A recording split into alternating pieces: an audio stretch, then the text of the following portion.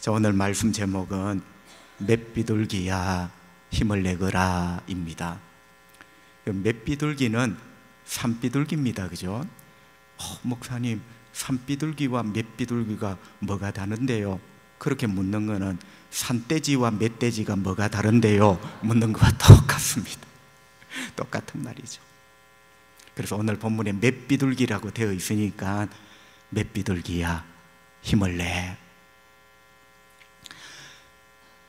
여러분, 저는 음악에 대해서 잘 모르지만 이런 생각을 한번 해봤어요. 음악 중에도 슬픈 노래가 있습니다. 슬픈 노래. 목소리로 부르든지 연주를 하든지 간에 슬프다. 여러분, 이런 노래를 조금 어려운 말로 애가라고 합니다. 예레미야 애가가 있죠. 슬픈 노래. 슬프다. 근데 또 노래를 듣다 보니까 비통하고 비참하고 그걸 비가라 합니다. 비통해. 나라를 빼앗긴 이 비통함, 비가. 자랑스러운 말이지만 그런 노래도 있습니다. 또 반대쪽에는 신나는 노래, 즐거운 노래, 어깨춤이 저절로 나오는 노래. 여러분, 그 중에 최고봉은 단연 행진곡입니다. 그죠? 행진곡. 그 행진곡 가운데도 최고가 군악대의 행진이 아닐까. 장엄하고 신나고. 여러분, 군악대의 이 행진곡 연주를 들으면 나도 모르게 오른발, 왼발 이런 식으로 덜썩거립니다. 여러분, 어떤 분이 이런 글을 썼어요. 지금 내 인생을 연주한다면 지금 내 인생은 어떤 음악일까? 철학적인 통찰입니다. 지금 나의 인생을 음악으로 한번 연주해 보면 과연 어떤 음악일까? 비가일까? 애가일까? 행진곡의 신나는 인생일까? 이런 겁니다. 그러면서 이분이 자기 인생을 고민을 하면서 답을 내었습니다. 아마도 지금 내 인생을 음악으로 연주한다면 슬픔으로 불러지는 애가일 것이요, 아마도 지금 내 인생을 연주한다면 눈물로 연주되는 음악이지 싶다. 이렇게 글을 썼어요.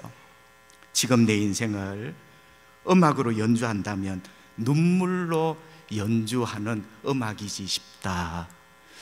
여러분, 어찌 이 사람만 그렇겠습니까? 우리 모두가 사실은 지금 내 삶을 음악으로 연주를 할 수 있다면 눈물로 연주할 수밖에 없는 그런 음악 아닐까요? 여러분, 오늘 본문으로 하면 맷비둘기가 우는 소리 같은 인생. 여러분, 비둘기 소리가 참 슬픕니다. 그죠? 성경에도 그렇게 되어 있어요. 맷비둘기가 우는 소리와 같은 그런 인생. 여러분, 오늘 본문의 맷비둘기, 주인공이 맷비둘기예요. 이 맷비둘기는 히브리 말로 토르라고 되어 있는데요, 사실은 이 토르라는 단어는 처음부터 맷비둘기가 아니고 그 처음의 뜻은 아주 슬픈 울음소리입니다. 우리가 엉엉 하듯이 토르라는 말은 너무나 슬퍼서 우는 소리가 토르예요. 그런데 여러분, 사람은 그렇잖아요. 너무 슬퍼서 우는 소리 하니까 딱 들어보니까 비둘기 소리예요. 그래서 사실은 토르가 슬퍼서 우는 소리였는데 세월이 지나면서 맷비둘기라는 뜻이 된 겁니다. 그래서 오늘 본문의 맷비둘기는 너무 슬픈 일이 많아 날마다 우는 사람, 이런 의미로 쓰여지죠. 여러분, 우리말에 딱이다, 딱이다. 여름에는 수박, 화채, 냉면, 딱이다, 이런 표현을 씁니다. 여러분, 맷비둘기는 가난한 사람을 표현하는 데 딱입니다. 자, 성경에 맷비둘기 했을 때는 날개가 예뻐요, 눈이 예뻐요, 깃털이 예뻐요, 이렇게 나가면 길을 잃습니다. 여러분, 맷비둘기는 항상 딱이다. 어디에? 가난한 사람. 특별히 그 가난이라는 의미는 물질적인 가난도 있고요, 힘이 너무 없는 사람, 이것도 가난한 사람이에요. 그리고 또 뭐죠? 위험한 상황에 빠져 있는데 헤쳐나갈 길이 없는 사람, 이것도 가난한 사람이에요. 시편에 특별히 가난한 자 많이 나오죠. 여러분, 그 가난한 자가 반드시 돈이 없다 이렇게 생각하면 안 돼요. 돈뿐만 아니라 힘이 없고 능력이 없고 헤쳐나갈 길이 없는 모든 가난한 자, 딱 표현하기 좋은 사람께 맷비둘기입니다. 여러분, 구약 성경에 보면 하나님께서 주의 백성들에게 제사를, 요즘으로 말하면 예배를 드려라, 제물이 필요하죠. 자, 하나님께서 원칙적으로 세워두신 제물은 소와 양과 염소입니다. 이게 원칙이에요. 그런데 우리 하나님께서 이 땅을 딱 쳐다보니 가난한 자들이 있어요. 성도들 가운데도 아주 가난한 성도들이 있어요. 원칙은 소와 양과 염소인데 그 가난한 자들을 위하여 하나님이 배려하신 제물이 산비둘기입니다. 그래서 레위기에 보면 가난한 자는 산비둘기 2를 가져와 드릴 것이며, 여러분, 가난한 자와 산비둘기는 딱이에요. 딱 매치가 되는 그런 장면이죠. 그리고 이 산비둘기는 실제로 작고 힘이 세지 않아서 사냥꾼에게 쉽게 잡히죠. 자, 이렇게 맷비둘기, 가난한 자, 힘이 없고 초라한 자, 딱이죠, 그죠? 자, 오늘 본문에서 우리는 시편 성도의 간절한 기도 한 대목을 보게 됩니다. 19절, 주의 맷비둘기의 생명을 들짐승에게 주지 마시며 주의 가난한 자의 목숨을 영원히 잊지 마소서. 아멘. 여러분, 2문장으로 되어 있는데도 딱 접어보면 주님의 맷비둘기, 주님의 가난한 자가 딱 맞나요? 여러분, 19절을 딱 반으로 접어보세요. 앞에 주님의 맷비둘기 이꼴, 뒷부분 주님의 가난한 자. 여러분, 뭐라고 기도합니까? 주여, 맷비둘기의 생명을 들짐승에게 주지 말아 주십시오. 여러분, 이 들짐승은 아마 고양이과의 들짐승일 거예요. 맷비둘기가 앉아있을 때 습격을 해 잡아먹거든요. 주님, 주님의 맷비둘기를 불쌍히 여기시고 들짐승에게 부디 주지 말아 주십시오. 여러분, 어떤 기도죠? 나를 지켜달라는 거예요. 나를 보호해달라는 거예요. 여러분, 그 들짐승에게서 맷비둘기 같은 나를 구원해달라는 아주 애절한 기도입니다. 그죠? 여러분, 여기에서 맷비둘기는 누구이며 들짐승은 누구입니까? 자, 1차적으로 시편 74편은 언제 쓰여졌을까? 배경을 아는 게 중요합니다. 여러분, 시편 74편은 바벨론 포로 이후에 쓰여진 찬양입니다. 그럼 바벨론 포로라는 것은 하나님의 백성 이스라엘이 바벨론 제국에게 멸망을 당하죠. 하나님의 은혜로 포로에서 귀환을 하고 그 이후에 쓰여진, 바로 그것을 배경으로 쓰여진 시편이다. 자, 그렇게 볼 때 맷비둘기는 이스라엘 백성이죠. 들짐승은 누굽니까? 바벨론 제국이죠. 여러분, 들짐승 바벨론은 맷비둘기의 집을 완전히 무너뜨립니다. 이스라엘 백성들 성전이 불이 타고 성벽이 무너지고, 여러분 아시죠? 수많은 맷비둘기들이 잡혀가고 끌려가잖아요. 들짐승 바벨론에게 수많은 맷비둘기들이 약탈을 당하고 끌려가고 죽임을 당합니다. 그죠? 이것이 바로 유다 왕국의 멸망이죠. 성경에 있는.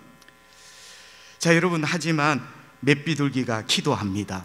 목사님, 맷비둘기가 잡혀갔는데 기도는 무슨 기도? 여러분, 잡혀갔지만 이 들짐승에게 한 번밖에 안 씹혔어요. 이제 다시 한 번 씹히면 이게 죽는 거예요. 그러니까 이 상황 속에서 기도합니다.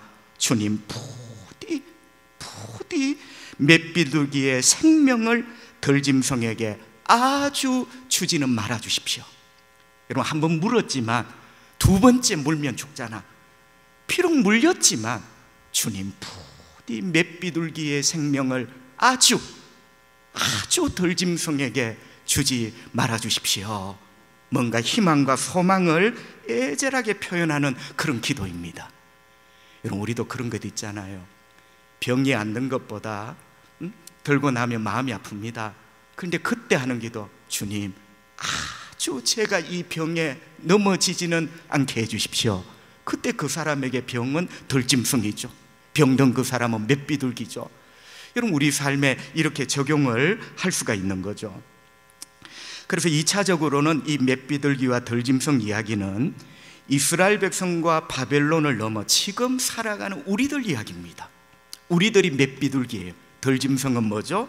여러분, 덜짐승은 이 땅에 사나운 인간들, 나를 괴롭히는 원수, 대적들, 질병들, 아주 험악한 어떤 상황들, 죄악들, 이게 다 사나운 덜짐승들입니다.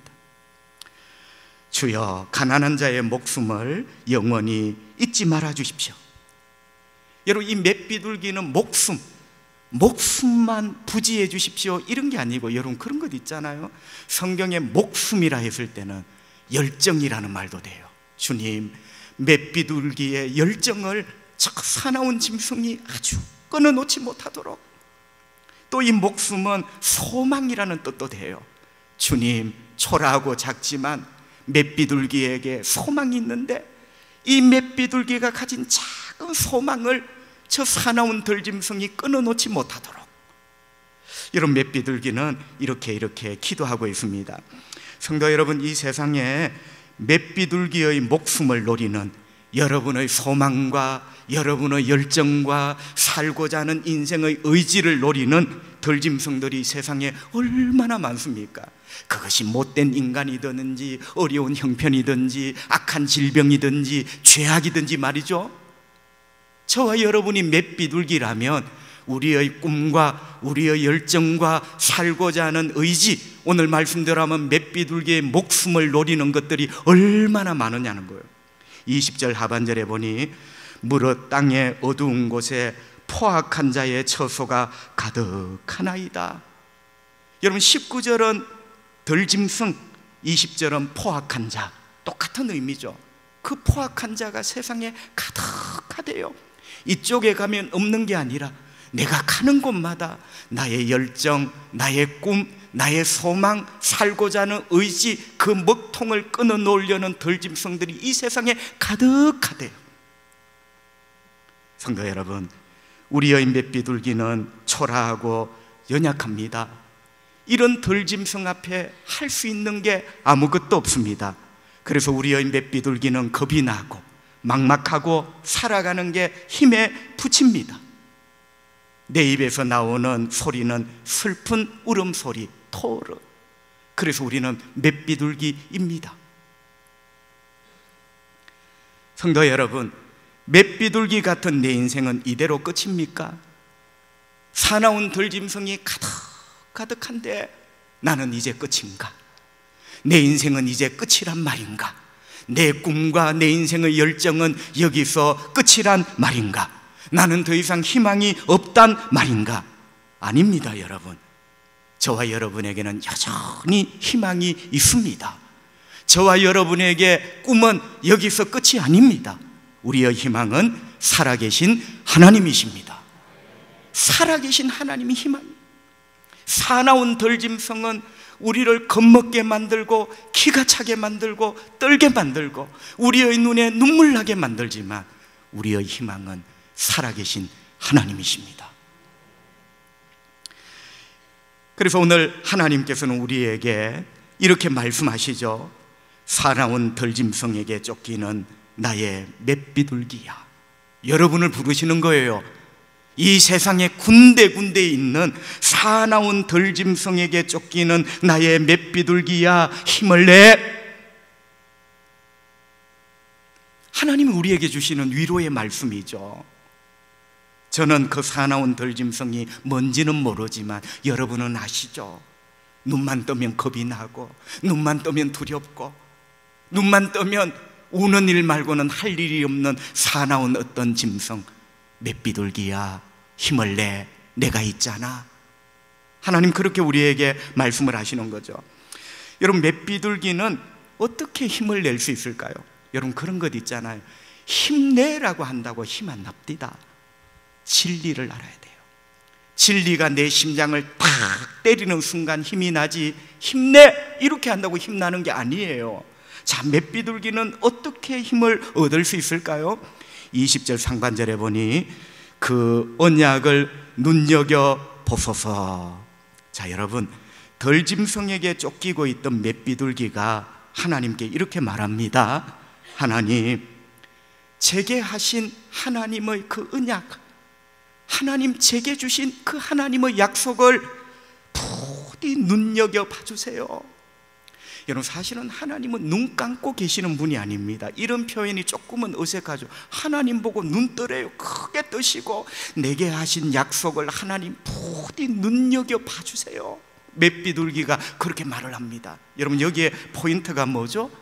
주님이 나에게 주신 언약, 주님이 주신 나의 언약을 하나님 눈여겨 봐주세요. 이게 맷비둘기가 힘을 얻는 이유예요. 여러분, 사실은 이 말씀은 거꾸로죠, 그죠? 이런 말이 되겠죠. 하나님은 맷비둘기 같은 우리에게 이렇게 위로하십니다. 어떻게 해요? 사납고 포악한 덜짐승에게 쫓기는 나의 맷비둘기 아무개야, 인생에 너무너무 힘든 어떤 사나운 덜짐승에게 쫓기는 나의 맷비둘기야, 힘을 내. 나 여호와는 절대로 너의 생명을 덜짐승에게 내어주지 않을 거야. 내가 너에게 한 언약을 눈여겨봐. 여러분, 이건 어쩌면 거꾸로 된 하나님이 우리에게 내가 너에게 어떤 약속을 말씀으로 주었는지 눈여겨봐. 나의 맷비둘기야, 절대로 너의 열정, 너의 꿈, 너의 소망 내가 덜짐승에게 주지 않을 거야. 주님, 정말로요, 내가 너에게 한 언약을 너는 눈을 닫고 눈물로 네 눈이 눈물로 울지만 말고 나의 언약을 눈여겨봐. 내가 너에게 뭐라고 약속했는지. 성도 여러분, 하나님은 우리 눈이 맷비둘기처럼 날마다 사나운 현실 앞에서 눈물만 고여있는 눈이 되기를 원치 않습니다. 물론 아프고 기가 막히고 힘들고 서러우면 맷비둘기처럼 눈물이 가득한 눈이 되죠. 그러나 성도의 눈은 눈물만 있는 눈이 되어서는 안 되고, 하나님 말씀하시잖아요. 나의 맷비둘기야, 너의 눈에 흐르는 눈물을 훔쳐내고 눈을 닫고 내가 너에게 한 약속, 그 언약을 눈여겨봐. 내가 너에게 뭐라고 약속했지? 하나님 지금 그걸 말씀하시는 거예요. 여러분, 하나님은 여러분에게 뭐라고 약속하셨습니까? 언약을 눈여겨봐라는 말은 하나님이 하신 언약을 믿으라는 겁니다. 여러분, 하나님의 언약 속에는 크게 두 가지 주제가 있어요. 첫째는 네가 누구냐? 여러분은 아무나 하고 약속을 안 하잖아요. 약속을 하는 그 사람은 여러분과 어떤 관계가 되기 때문에 약속을 하잖아요. 그러니까 언약은 내용 이전에 너와 내가 어떤 관계냐. 여러분, 우리가 이 세상은 맷비둘기예요. 세상은 덜짐승이에요. 그러나 하나님 앞에 여러분은 누구십니까? 목사님, 이 세상은 사나운 덜짐승이고 나는 언제나 맷비둘기, 살기가 기가 막히네요. 여러분, 이거 말고 여기만 있으면 눈물밖에 안 나. 여러분, 눈물만 난다고 세상을 이길 수 있나? 하나님 앞에 여러분이 누구냐는 거예요. 그래서 하나님께서 하나님의 언약을 눈여겨보라는 말은 네가 하나님과의 관계 속에서 너는 어떤 사람이냐? 여러분, 오늘 답이 하나 있어요. 오늘 74편 12절 말씀, 하나님은 예로부터 나의 왕이시라, 사람에게 구원을 베푸셨나이다. 아멘. 여러분, 언약의 핵심은 하나님이 나의 왕이시라는 거예요. 자, 여러분, 하나님이 나의 왕이시면 나는 누구입니까? 그분의 백성입니다. 하나님이 나의 왕이시면 나는 누구입니까? 그분의 자녀입니다. 할렐루야. 이게 언약의 핵심이죠. 너는 이 세상에 사나운 짐승 앞에 서면 초라하고 작은 맷비둘기지만 하나님의 언약을 눈여겨봐. 내가 너에게 뭐라고 약속했지? 너는 나의 백성, 나는 너의 왕이야. 그것도 어떤 왕입니까? 너에게 구원을 베푸시는 왕이란다. 할렐루야. 여러분, 이걸 기억하라는 거예요. 눈물을 훔치고 나의 맷비둘기야, 내가 너에게 뭐라고 약속했는지 그 약속을 눈여겨봐. 네가 그냥 맷비둘기냐? 너와 내가 어떤 관계냐? 나는 너의 왕이란다. 그렇다면 너는 뭐지? 나의 백성 아니냐? 내가 너를 구원하마. 여러분, 이런 말씀이 되는 거죠. 그래서 여러분 한번 보세요. 나의 왕이라는 의미는 나는 그분의 백성이죠. 그분 것이 나의 것이고 내 것이 그분의 것이에요. 여러분 19절 상반절에 보면 주의 맷비둘기의 생명을 덜짐승에게 주지 마시며, 맷비둘기는 초라하지만 주님의 맷비둘기, 주님의 맷비둘기, 주님이 따로 있고 맷비둘기가 따로 있는 게 아니라 그 작고 초라하고 보잘것없는 존재 맷비둘기 저와 여러분이 주님의 맷비둘기예요. 주님의 맷비둘기. 믿으시면 아멘. 그리고 22절 하나님이여 일어나 주의 원통함을 푸시고, 주님이 뭘 원통한 게 있어요? 그런데 왜 주님의 원통함이라 했죠? 맷비둘기의 원통함이 하나님의 원통함이야. 여러분, 맷비둘기 잘못 괴롭히면요 하나님이 원통해 하십니다. 하나님이 그 원통함을 갚으세요. 응? 여러분, 주님의 원통함, 맷비둘기의 억울함이 주님의 억울함이 되고, 맷비둘기의 원통함이 주님의 원통함이 되고, 이게 언약이 언약. 여러분, 기가 막힌 언약은 예수 안에 있죠, 그죠? 우리가 예수 믿을 때 나의 억울함이 주님의 억울함이 되고, 나의 원통함이 주님의 원통함이 되고, 이걸 넘어 우리의 죄가 예수님의 죄가 되고, 예수님의 의로움이 우리의 의로움이 되고, 이게 바로 새 언약 아니에요? 예수 믿는 자가 거하는 새 언약, 은혜 언약 안에 있는 이 위대한 사실. 여러분, 하나님께서 언약을 눈여겨보라는 이유가 바로 그거예요. 너의 초라함과 부족함만 보지 말고 하나님 앞에 네가 누구냐를 알고 믿으라는 거예요. 네가 맷비둘기 맞구나. 그러나 나의 맷비둘기란다. 주님의 맷비둘기란다. 여러분, 얼마나 큰 위로가 됩니까? 두 번째는요, 언약을 눈여겨봐. 울지만 말고 그 눈물 닦고 하나님이 너에게 뭐라고 약속하셨는지 그 약속을 눈여겨봐.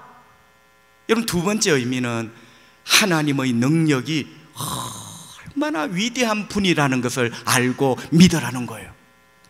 폭염이 계속됩니다. 어떤 쪽방에 거하시던 할머니가 폭염 속에 부채질만 하고 있습니다. TV 기자가 들이닥칩니다. 할머니, 선풍기 안 켜세요? 할머니가 동문서답을 하십니다. 선풍기 하나 많아, 있으나 많아, 키나 많아야. 여러분, 이 폭염에 선풍기 키나 많아라는 거예요. 덥다는 거예요. 참 동문서답 같지만 현답입니다. 그죠? 자, 여러분, 제가 왜 이런 말씀을 드립니까? 하나님이 말씀하셨어요. 맷비둘기야, 덜짐승을 겁내지 말고 나의 언약을 눈여겨봐. 봤습니다. 근데 여러분, 하나님이라는 분이 시원찮은 분이야. 하나님이 우리를 향하여 내가 너의 왕이다, 내가 너를 구원할게. 근데 하나님이 능력도 없고 시원찮은 분이야. 할머니 말이 생각납니다. 선풍기 키나 많아, 이런 하나님 믿으나 마나 하나님이 아무 능력이 없어. 하나님이 내 삶에 대해서 해주실 수 있는 게 아무것도 없어. 이런 선풍기 키나 많아, 이런 하나님 이름 부르며 기도 하나 많아. 하지만 맷비둘기 여러분, 우리가 믿는 하나님은 충분히 우리를 구원하시는 주님이십니다. 우리가 믿는 하나님은 맷비둘기를 덜짐승의 입에서 건져내시기에 충분한 능력이 있는 하나님이신 줄 믿습니다.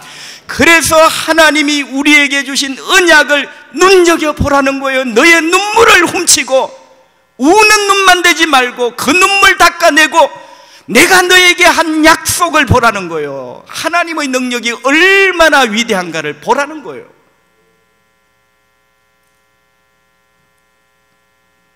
(21절) 말씀대로 하나님은 덜짐승을 부끄럽게 하실 겁니다. 22절 말씀대로 하나님은 원통함을 풀어주실 겁니다. 이게 능력이 없으면 안 되는 거예요. 여러분, 우리 하나님은 키나 마나한 선풍기 아닙니다. 믿으나 마나한 하나님 아닙니다. 그분은 위대하시고 존귀하시고 능력이 한이 없으신 주님이십니다. 주님의 언약을 눈여겨봐라는 말은 이 하나님의 능력을 눈여겨보고 믿으라는 거예요. 그러면서 오늘 본문에 13절 14절에서 이 하나님의 능력을 잠시 맛보여 줍니다. 주께서 주의 능력으로 바다를 나누시고 물 가운데 용들의 머리를 깨뜨리시며 리워야단의 머리를 부수시고 그것을 사막에 사는 자에게 음식물로 주셨으며. 아멘. 여러분, 이 13절 14절은요 출애굽 이야기입니다. 바다를 나누셨다 했죠. 여러분, 출애굽 시대의 이스라엘 백성들도 맷비둘기였습니다. 그들이 대단해서 바다를 건넜습니까? 여러분은 10년, 20년 전 한때 대단해서 그렇게 성공하셨나요? 아니에요. 우리는 언제나 맷비둘기였습니다. 그런데 전능하신 하나님이 우리와 함께 하셨고 우리 삶에 계속 기적 같은 일을 만들어 나가셨던 거죠. 그때에도 이스라엘 백성들은 맷비둘기였다. 하지만 홍해를 건넌 거죠. 근데 여러분, 홍해를 그냥 건넌 게 아니고요, 그 홍해 속에는, 바다 속에는 용들이 살고 있었습니다. 13절 14절 보세요. 용들. 그리고 리워야단이라는 바다 괴물이 살고 있었어요. 여러분, 리워야단은 메소포타미아 가나안 지역의 전설 속에 나오는 괴물 이름입니다. 그러니까 여러분, 성경 속의 바다는 고등어가 살고 갈치가 뛰어놀고 문어가 다니는 이런 바다가 아니라 그 바다의 의미는 이 험난한 세상을 상징합니다. 그 세상이 왜 이렇게 험난하나? 그 바다 속에 용이 있고 리워야단이 있기 때문에 이 세상이라는 바다가 이렇게 험난하다는 거예요. 여러분, 이거는 지금 홍해를 영적으로 바라본 거죠. 고등어와 칼치와 문어가 있는 바다가 아니라 용과 리워야단이 있는. 여러분, 그런데 그 바다를 맷비둘기들이 어떻게 건넜죠? 주님이 용들의 머리를 박살내시고, 주님이 리워야단의 머리를 박살내시고, 자, 용과 리워야단이 머리가 박살이 나버렸어요. 세력을 잃은 거죠. 그래서 홍해가 저절로 길을 내게 된 거죠. 여러분, 이런 위대한, 어쩌면 이것은요 하나님의 능력을 보여주는 이야기입니다. 그런데 여러분, 우리 성경에는요 리워야단의 머리를 부수셨다. 누가? 주님이 능력으로. 여러분 13절 보세요. 능력으로. 키나 마나한 선풍기가 아니라니까요. 여러분, 터나 마나한 선풍기가 아니라니까. 주님께서 능력으로 용들의 머리를, 리워야단의 머리를, 우리 성경에는 머리인데 원어 성경과 영어 성경을 보세요. 머리들이에요. 실제로 여러분 메소포타미아의 신화 속에 리워야단의 사파를 보면 머리가 7개입니다. 그래서 원문에도 머리들이에요. 머리들. 리워야단의 머리들을, 7개의 머리를. 여러분, 머리라는 것은 능력을 말합니다. 요한계시록 12장에도 보면 온 세상을 휘젓는 붉은 용이 나오는데 그 붉은 용의 머리가 7개예요. 여러분, 이런 전설들이 진리의 어떤 소품들이 되면서 성경에 계속 등장하는 거죠. 여러분 보세요.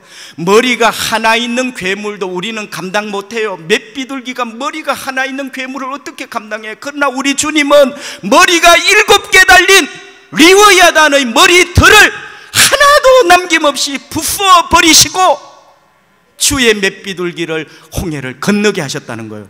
이 능력을 보라는 거예요. 울지만 말고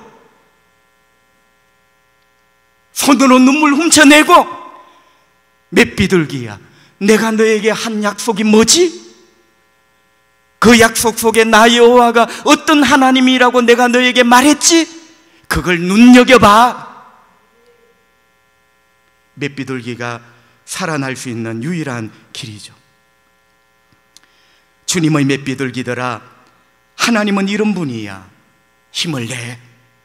너를 구원하고 건져내실 거야. 주님은 너의 생명, 너의 꿈, 너의 인생의 열정을 덜짐승에게 절대로 던지지 않으셔. 오히려 사나운 덜짐승의 머리들을 부수시고 너를 건져내실 거야. 나의 사랑하는 맷비둘기야, 힘을 내! 이런 말씀이거든요. 이런 말씀을 정리해 봅시다. 유명한 심리학자 에미 워너라는 분이 있습니다. 이 에미 워너가 한 30년 동안 자기 동네, 인근 동네에 30년 동안 어떤 사람, 어떤 가정, 어떤 가문, 사람들을 연구를 했는데 주제가 뭐냐면 성공하는 사람, 성공하는 가정이 있고 꼭 실패하는 사람, 실패하는 가정이 거의 딱 정해져 있더라는 거예요. 그래서 궁금해서 들여다봤습니다. 왜 어떤 사람은 계속 성공하고 어떤 사람은 계속 실패할까? 물론 여기 성공의 개념이 돈을 많이 번다 이런 개념은 아닙니다. 인생을 참하고 반듯하게 누군가에게 존경을 받는 그런 사람, 그것을 성공이라 가정했을 때 왜 어떤 사람은 계속 성공하고 왜 어떤 사람은 계속 실패하느냐? 그 답이 성공하는 사람에게는 힘이 하나 있는데 회복 탄력성이 있더래요. 여러분 조금 어렵죠, 그죠? 회복 탄력성이라는 게 뭐냐면 탄력이 있어서 전날에는 우렸지만 오늘 탄력이 있어서 그게 회복이 돼. 소망 가운데 회복이 되고 마치 라텍스처럼 말이죠. 여러분 라텍스를 손바닥으로 찍어보세요. 이 손바닥이 슬픔이고 아픔이고 좌절이라고 찍었는데 라텍스는요 회복 탄력성이 있습니다. 언제 그랬냐는 듯이 일어납니다. 그런데 여러분 간혹 초량의 뒷골목에 가보면 세멘트를 부어놨는데 밤에 길고양이가 밟고 간 자국이 있습니다. 좀처럼 회복되지 않죠. 회복 탄력성이 전혀 없는 거죠. 옛날의 아픔, 옛날의 시련, 옛날의 눈물 전혀 회복되지 않고 그대로 있는 거죠. 누가 성공하는가? 결국 회복 탄력성이 있는 사람이 성공하더라. 그런데 이 에미 워너의 두 번째 결론이 중요한데 누가 회복 탄력성이 있는가? 30년을 조사를 해봤더니 그 회복 탄력성은 기댈 언덕을 가지고 있는 사람이 회복하더라는 거예요. 기댈 언덕. 아픕니까? 삶이 기가 막힙니까? 울 수밖에 없는 그런 환경입니까? 여러분 기댈 언덕이 있는 사람은 회복이 되더라는 거예요. 그 기댈 언덕은 누군가에게 어머니가 될 수가 있고 아빠가 될 수가 있고 누군가에게는 선생님도 될 수가 있고 멘토도 될 수 있고 어떤 사람에게는 그 기댈 언덕이 친구가 될 수 있고 여러분 그 기댈 언덕에서 위로받고 슬픔을 이겨내고 여러분 그렇게 하니까 회복 탄력성이 커지면서 결국 성공하는 인생이 되었다. 성도 여러분, 저와 여러분은 맷비둘기입니다. 기댈 언덕이 있습니까? 맷비둘기는요 독수리가 아니에요. 예리한 눈도 예리한 발톱도 강력한 날개도 없어요. 우리에게 진짜 필요한 것 회복, 그 회복을 위해서는 기댈 언덕이 있어야 돼. 저와 여러분에게 기댈 언덕은 바로 살아계신 하나님이십니다. 그래요 우리는 작고 초라하고 울 수밖에 없는 울 것밖에 없는 토른 맷비둘기입니다. 그러나 우리에게 기댈 언덕이 있다면 우리는 전날의 아픔, 전날의 눈물 얼마든지 라텍스 매트처럼 회복될 겁니다. 그 기댈 언덕 주님께 기대어 은혜 받고 위로받으며 우리는 회복하고 일어나게 될 겁니다. 여러분 우리는 예수님을 믿는 사람입니다. 우리 예수님은요 홍해가 아니라 무덤을 가르신 분입니다. 우리 예수님은요 일곱 머리의 리워야단이 아니라 사망의 머리를 부수시고 부활하신 분이십니다. 요한계시록에 보니 이런 예수님을 만주의 주님이시요 만왕의 왕이시다 찬양을 하고 있습니다. 그분이 만주의 주님이시고 만왕의 왕이시라면 우리는 누구입니까? 그분의 자녀입니다. 그분이 높아지면 높아질수록 우리도 대단한 거죠. 우리가 그분의 백성이고 그분의 자녀이다. 성도 여러분, 우리 현실은 사나운 들짐승 같고 우리는 맷비둘기 같이 작고 연약합니다. 분명해요. 이 세상은 사나운 들짐승 같고 우리가 아무리 몸부림쳐봐도 우리는 나약하고 작은 맷비둘기입니다. 하지만 알아야 될 것, 우리가 맷비둘기임에 틀림이 없지만 주님의 맷비둘기, 할렐루야! 주님의 맷비둘기라는 거, 주님의 맷비둘기. 여러분, 주님의 맷비둘기가 주님의 허락 없이 어떤 사나운 짐승이 그 아가리로 그 맷비둘기를 잡는단 말이요. 주님의 맷비둘기인데 주님의 허락 없이 어떤 사나운 짐승이 그 아가리로 이 맷비둘기를 잡는단 말이요. 만약에 잡는다면 그 원통함은 주님의 원통함이 돼요. 주님이 갚으세요. 시편 124편 6절 7절 우리를 내어 주어 그들의 이에 씹히지 아니하게 하신 여호와를 찬송할지로다. 맷비둘기를 주님은 사나운 짐승에게 절대로 안 내어주십니다. 사나운 짐승의 이빨에 씹히지 않게 하시는 여호와를 찬양합니다. 이렇게 노래하잖아요. 그 다음 뭐죠? 우리의 영혼이 사냥꾼의 올무에서 벗어난 새같이, 사냥꾼의 올무에서 벗어난 맷비둘기같이 되었나니 올무가 끊어짐으로 우리가 벗어났도다. 이 가련하고 딱한 맷비둘기를 하나님이 건져주시는 장면이죠. 나의 맷비둘기야, 힘들지? 너의 눈에 그래서 눈물이 고여 있구나. 나의 맷비둘기야, 살아가는 게 힘들지? 그래서 네가 하루 종일 부르는 노래라고는 슬픔의 노래밖에 없구나. 그러나 힘을 내. 성도의 눈은 눈물만 있어서는 안 돼. 그 눈물을 훔쳐내고 내가 너에게 뭐라고 약속했는지 나의 약속, 나의 언약을 눈여겨봐. 너는 나의 맷비둘기고 나는 이렇게 능력이 많은 여호와란다. 7개의 머리, 리워야단의 머리를 박살낸 것처럼 너를 향하여 덤벼드는 들짐승의 머리를 내가 깨어 부술 것이며 내가 그들의 이빨에서 너를 건져줄 것이다. 나의 맷비둘기야, 힘을 내거라. 여러분 모두 힘내십시다. 기도하겠습니다. 하나님 우리 아버지, 은혜를 감사합니다. 계속되는 폭염 가운데서도 건강 주시고 오늘도 걸어 나올 수 있는 관절들, 1시간을 앉아 기댈 수 있는 척추와 근육들, 들을 수 있는 청력, 볼 수 있는 시력, 깨달을 수 있는 성령님의 큰 은혜를 주셔서 너무나 감사합니다. 하나님의 말씀의 은혜가 내 심장을 울려게 하시니 감사합니다. 주님의 맷비둘기야, 힘을 내. 하나님은 절대로 너를 사나운 짐승에게 던지지 않으실 거야. 오히려 주님이 그 능력으로 너를 건져내실 거야. 하나님 아버지, 우리 초량의 성도들이 맷비둘기처럼 초라하고 작고 연약하고 우리가 할 수 있는 것은 우는 것밖에 없습니다. 서러워서 울고, 억울해서 울고, 겁이 나서 울고, 막막해서 울고, 나의 맷비둘기야, 힘을 내. 내가 있잖아. 오늘 하나님 말씀 듣고 힘을 내는 우리 맷비둘기 초량의 예배자들 다 되기를 원합니다. 사냥꾼의 올무에서 벗어나게 하시고 사나운 짐승의 이빨에서 벗어나게 해주십시오. 오늘 시편 말씀대로 되게 해 주시옵소서. 한 주간도 기적이 가득한 한 주간 되기를 원하옵고 예수님 거룩하신 이름으로 기도하옵나이다. 아멘.